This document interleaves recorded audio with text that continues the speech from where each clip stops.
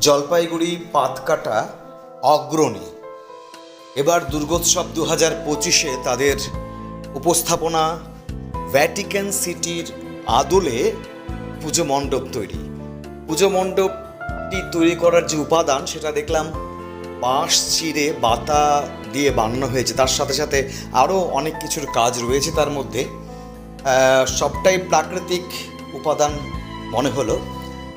খুব সুন্দর একটি প্যান্ডেল এবার উপহার দিল অগ্রণী প্রতিবার জলপাইগুড়িতে দুর্গোৎসবের একটি অন্যতম আকর্ষণ থাকে।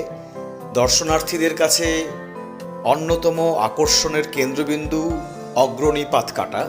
প্রচুর ভিড় হয়, বিগত বেশ বহু বছর ধরেই বলবো না, বেশ কয়েক বছর ধরেই অগ্রণী একেবারে প্রথম সারির বা কখনো কখনো কোনো চ্যানেল বা কোনো বিচারক মণ্ডলীর মতে সেরার সেরা নির্বাচিত হয়ে আসছে অগ্রণী পাতকাটা। এবারও তাই।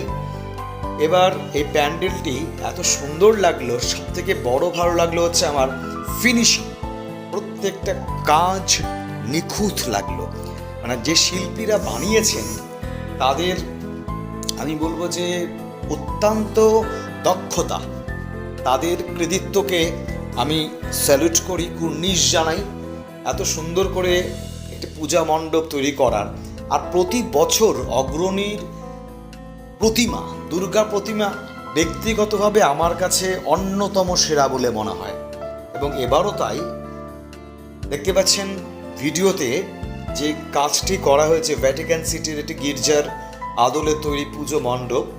এখানে গির্জার বিভিন্ন আঙ্গিক তুলে ধরা হয়েছে। দেবী মূর্তি অসাধারণ হয়েছে, মূর্তিটি দারুণ লাগলো। হ্যাঁ, পিছনের যে চেলিটি এত সুন্দর, প্রতি বছর বানায় ওরা, অভাবনীয় লাগলো এবারের অগ্রণী।